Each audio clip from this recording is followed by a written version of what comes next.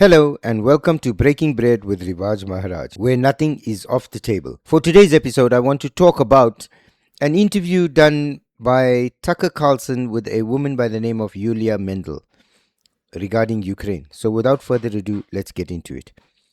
Now, I'm sure you're all aware that there's been an interview done by Tucker Carlson with a woman by the name of Julia Mendel, who's a Ukrainian and has worked considerably within Zelensky's government and worked with Zelensky, who has now come out and really,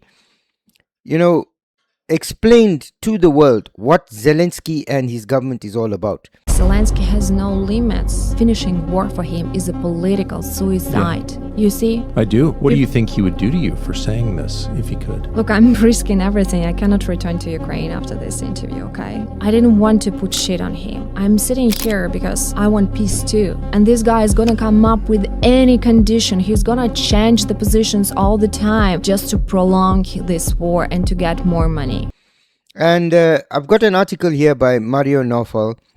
Julia Mendel dropped some serious claims on the Tucker Carlson show. Her allegations Ukraine's population has collapsed from 40 million to roughly 25 million since the war began. Bear in mind that since this war has started, there were, within the first year, the second year, the third year, the people that have been consistent about the number of deaths within Ukraine, as well as the number of people that have fled from the country, were people like Jeffrey Sachs, Professor Jeffrey Sachs, John Mearsheimer, Colonel Douglas McGregor, Larry Johnson. These are all the people that have consistently been coming out with numbers that today this woman has now gone and verified. Then if you recall, Ukraine had, I think it was in Kiev, that the graveyard had expanded, the graves had exponentially expanded. From a few dozen graves in the cemeteries of small villages and towns to entire rows here at the Lysovy cemetery in Kyiv. In the third year of the full-scale war, information about Ukrainian casualties remains a state secret. However, according to Ukrainian President Volodymyr Zelensky, the death toll is around 46,000 soldiers, not including those missing in action.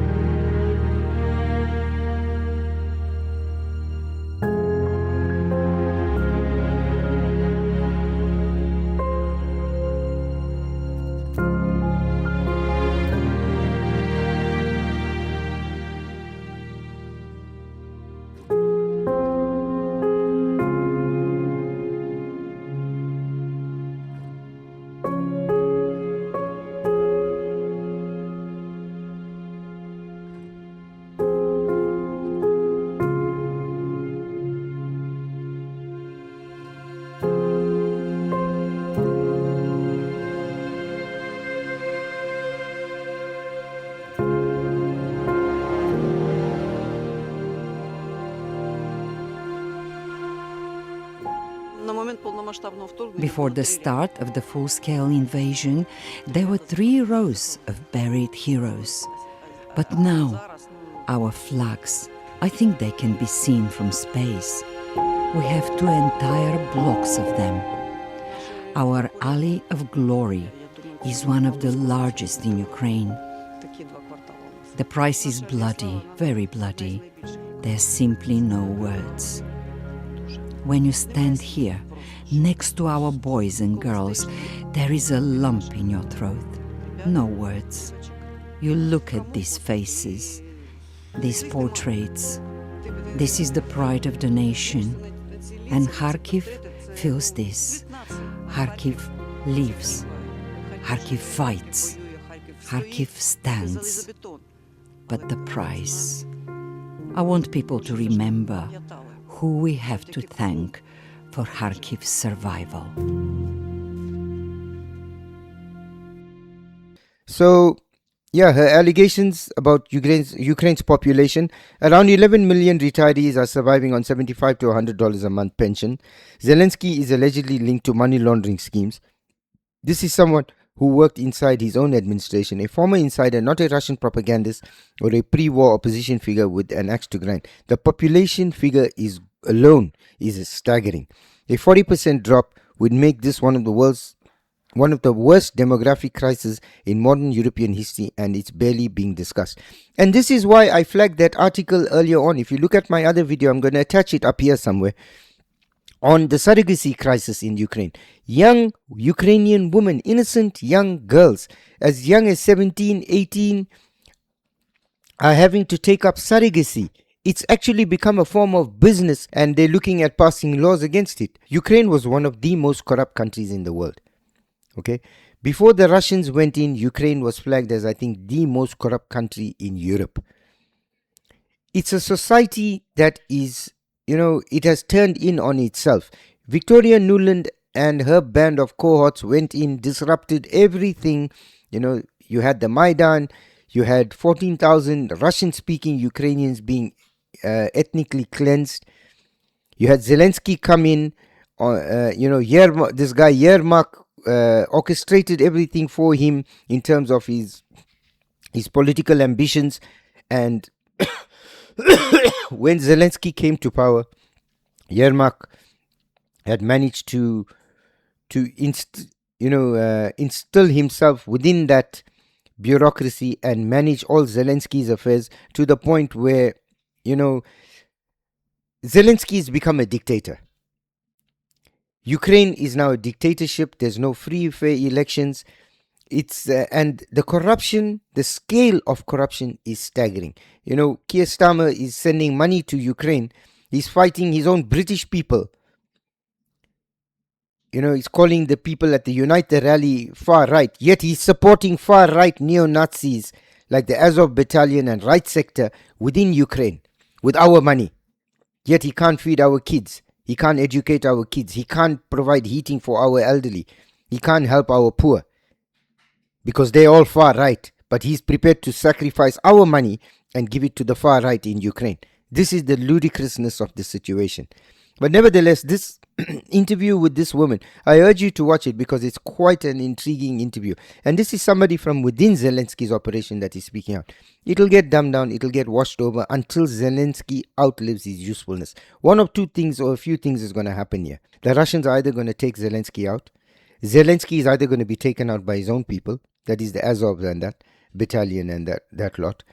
Zelensky is going to be taken out either by MI6, a joint operation with MI6 and the CIA, or Zelensky is going to be allowed to live the rest of his life in luxury somewhere off the beaten track with the blessings of the Americans and the Europeans. Because Ukraine will not continue any much further. As long as we keep pumping money into Ukraine, the war will continue. The day that stops, Ukraine is gone. And what the Russians will leave off Ukraine is going to be a joke. The sad truth of this matter is that innocent Ukrainians are being continuously sent to their death. And you've got all these well-wishers and, do-gooders and know-alls that hate the Russians so much that they're actually prepared to send innocent Ukrainians to their death. I've got no skin in this fight. It doesn't matter to me either way what happens. It's just that when our money goes to perpetrate an injustice, that doesn't sit right with me. You may hate the Russians, but you can't hate the Russians so much that you're prepared to sacrifice the Ukrainians for it. That is wrong. So I urge you, have a listen to this interview. It's a long interview, but it's amazing. It'll give you an insight into what is happening. Because for the large part, The people within our country, the people within Europe that, gobble down everything the mainstream media says to them. They believe that the Russians are the evil enemy and this and that. Listen, I have no qualms about it. The Russians may be evil. They may be subverting our internet capabilities. They may be doing this bot issues and, trying to double deal on our elections and that. But let's sit back and ask ourselves, are we not doing the same thing to them? Donald Trump said something the other day to one of the reporters regarding China. They asked him, how is something acceptable? And he said, well, we're doing it to them anyway. You have to play on an even playing field. The problem with Europe at the moment and the UK is that we want to do harm to everybody else, but when it's done to us, it's harm. When we do it to somebody else, we are providing them with democracy or we are helping them. So when somebody attacks us, it's a terrorist. When we attack other people, we are freedom fighters. That's what I'm trying to tell you.